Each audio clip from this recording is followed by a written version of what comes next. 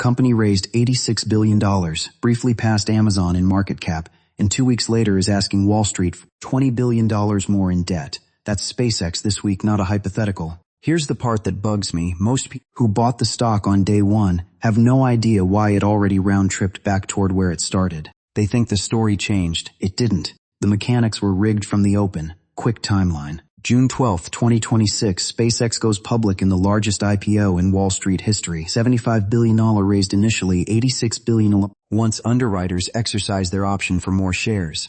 Priced it at $150, hit $225.60 within days. At the peak, it briefly passed Microsoft and Amazon to become the fourth most valuable public company on Earth. Then it gave it back. 3 days of selling, down 3.6%, then a 16.4% single-day crash, the worst day the stock has had, wiping out something like $600 billion in 72 hours. By Tuesday, shares were barely above the $135 IPO price. Anyone who bought after the open is underwater. A handful flipped day one shares for a quick profit. Most didn't. So that's the headline. Now the story people were telling themselves a week ago, because it's the same story that gets told before every one of these. SpaceX isn't just rockets anymore, the pitch went. It's rockets, AI, satellite internet, and an infrastructure play. Musk folded XI into SpaceX, announced AI data centers run on orbiting solar arrays, started leasing compute to AI labs.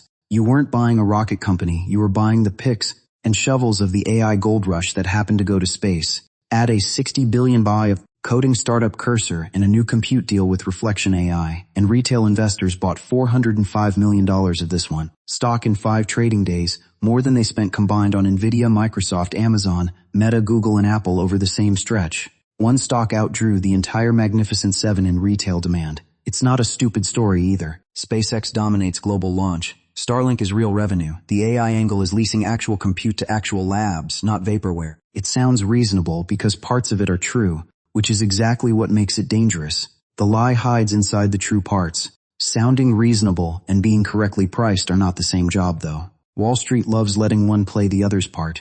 So, the numbers that kill the vibe. Morningstar, which tries to value the actual business instead of the narrative, put SpaceX's fair value at $780 billion. Based on the rocket and Starlink operations people can verify exist.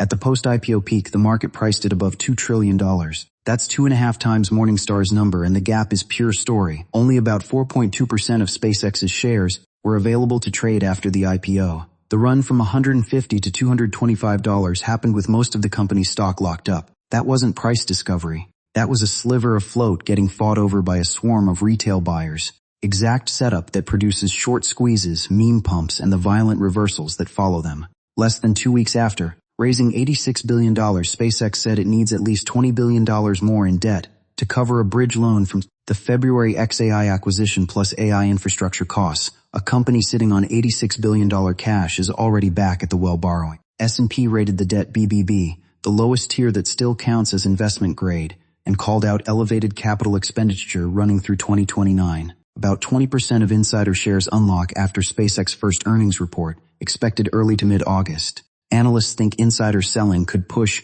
available float up roughly 900% by early September. Tenfold growth in the float in a couple of months, right when employees and early investors finally get to cash out years of paper gains. One more thing, and it's bigger than just this stock. Bank of America tracks a basket of sentiment, valuation, credit, and macro signals that's averaged 70% right before the last 7 major market tops in 35 years. July 1990, 88%. March 2000, the dot-com top, 9. October 2007, right before the financial, 80%. Right now, 70%, dead on average. That's not a countdown to a crash next Tuesday. It's a sign the broader environment producing this mania is the same kind that's preceded every painful unwind on record. Here's the mechanism, since none of this is random. A company with an exciting story keeps its float tiny on purpose.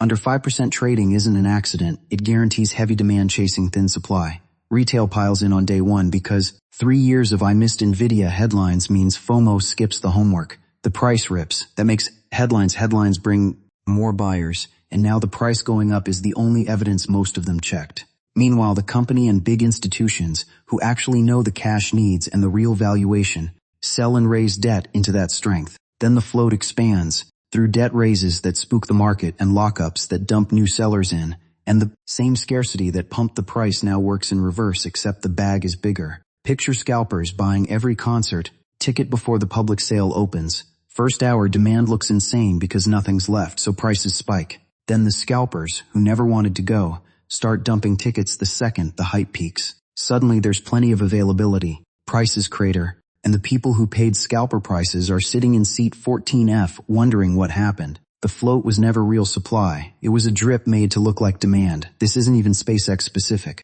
Call him Dave. Not a real guy, just every retail investor who's done this. Dave saw the biggest IPO ever, didn't want to miss the next Nvidia, bought at $190 on day 3 because the chart only went one way. He never checked the float or read the S&P note.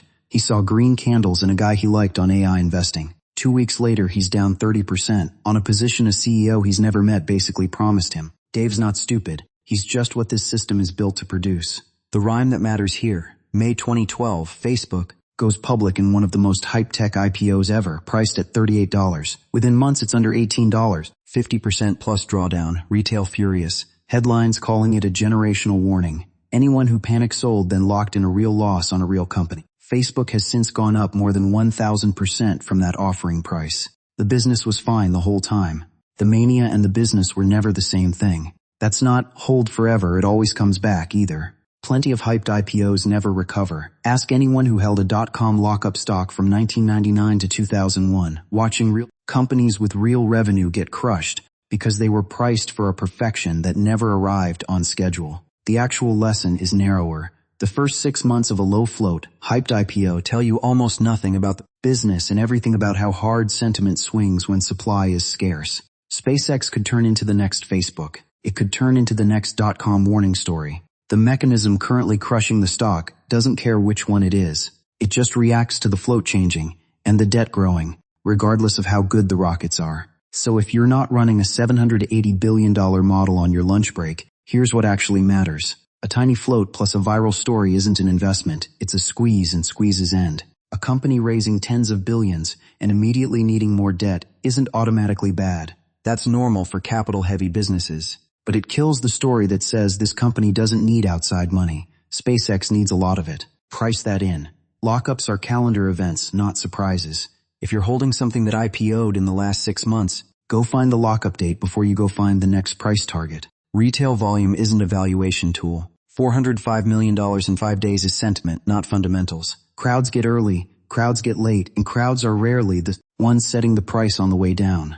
A market top checklist sitting at its historical average isn't a sell signal by itself. It just means the environment, not one stock, looks like the kind that's preceded trouble 7 for 7 over 35 years. And if a stock's whole bull case rests on a story with 0 quarters of earnings behind it, you're not investing, you're renting a narrative. Rents due whenever sentiment changes its mind. The honest answer is messier than anyone wants.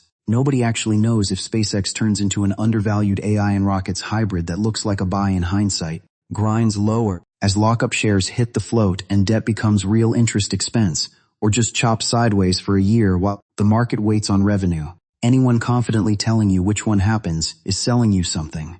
What's actually knowable is the mechanism, not the ending. Tight float plus mania means violent swings both ways. Debt-funded growth stories get punished once the market starts pricing financing risk over vision. Lockups don't care about your thesis. All of that is true no matter which outcome wins. So tell me genuinely, does this play out like Facebook? A footnote in 2 years? A slow bleed into earnings season as lockup supply and debt costs grind it down? Or a year of going nowhere while financial Twitter argues about it and eventually stops caring? Whatever happens here, this playbook isn't going anywhere. There's already another mega-IPO lined up behind it. The rockets are real. People have been running this trick since long before rockets existed.